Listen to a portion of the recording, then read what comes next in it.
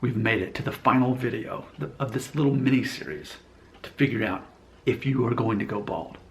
It's not about your dad's hair. It's not about your mother's father's hair. It's not about hair in the shower on your pillow. It's not about your temples going back. No, there's 5 questions that I invented, that I created, I've been talking about for years. I'm making this as simple as I possibly can. Recently, I made a 10-minute video called Nick Shell Will I Go Bald Test 2020. You can watch that. It's 10 minutes of your life. It'll talk to you about all 5. Or you can watch them all in these little mini videos, these little 2 or 3 minute videos, going through each one and highlighting them. However you want to do that. But this is the 5th of 5. And that is, are you of Asian background or Native American? And have you confirmed that? There's a lot of white people in the United States claiming that they're part Native American. They take a DNA test and guess what? You're 0% Native American. That's just something you always heard. It's kind of like a white guilt thing. Like, it's a horrible thing in history what happened to Native Americans here in the United States. So if we can believe that our great-grandmother was half Cherokee, then we're part of that. We're not simply the oppressor. And that's part of how a lot of people think. Until you've confirmed it, you're not Native American. So take a DNA test like I did. Now, granted, I am. I was like 21%, 22%. But the reason is my grandmother, all of her family came from southern Mexico, Michoacan, Mexico. So there was a high dosage of Native American DNA, and they came over to the United States 100 years ago. So that's why I have such a high percentage. Now, when I was a teacher in Thailand for 2 summers back in 2003, 2004, I observed with my own eyes that men typically didn't go bald over there. I'd see men in their 50s, 60s, 70s, and they had as much hair as I did now. I thought, that's weird. I'm not used to seeing that. But I also observed they couldn't grow facial hair. They were lucky to have a little pencil-thin mustache and maybe a little bit of a goatee on the tip of their chin, and that was it.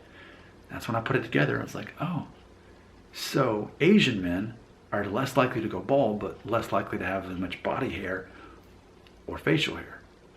So what I'm telling you for number 5 is, if you have a decent amount of Native American DNA here in the United States, or specifically Asian DNA, when I say Asia, I'm talking about Japan, China, Thailand. I'm not talking about like Iran, Iraq. We can get confused. I'm not even talking about India. I'm talking about, here in the United States, we have a certain concept of what it means to be Asian. So do I need to spell out all those countries? Philippines. I have a lot of people watching my videos from the Philippines.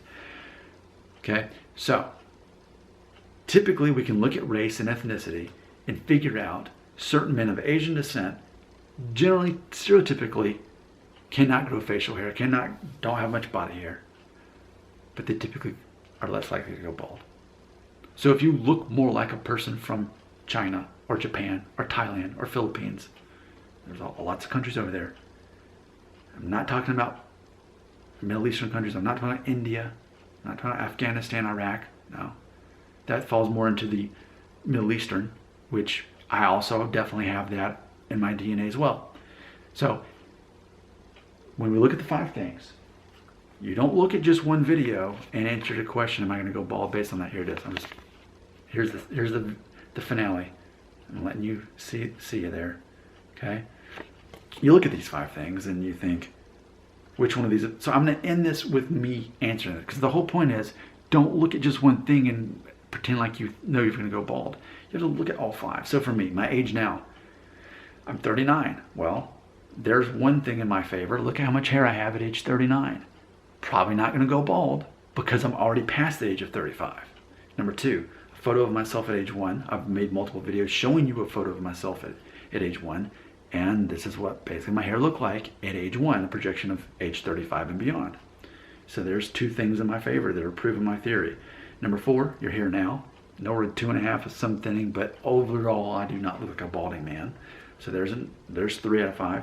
Number 4, could you grow a full beard by the age of 18? Are you a hairy guy? If so, you're more likely to go bald. Well, that does apply for me. I am a hairy guy. I could grow a beard before the age of 16, actually, but that one didn't so much apply to me because there's more of the other stuff going against it, like the last one.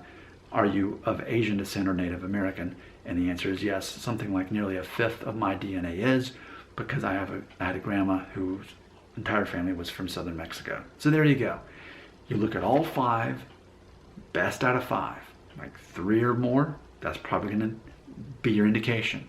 There will absolutely be exceptions to the rule, and I'll prove that in this video. If you have any further questions, again, you can look at the other video, Nick Shell, Will I Go Bald, Test 2020. That's another video that exists. Feel free to leave a comment. Just know that I've probably already made a video about it. So just before you leave a comment, just type in YouTube, search Nick Shell, and then put your comment, and then see all the videos I've already made talking about it. Thank you for watching all 5 of the videos. This is the mini series finale.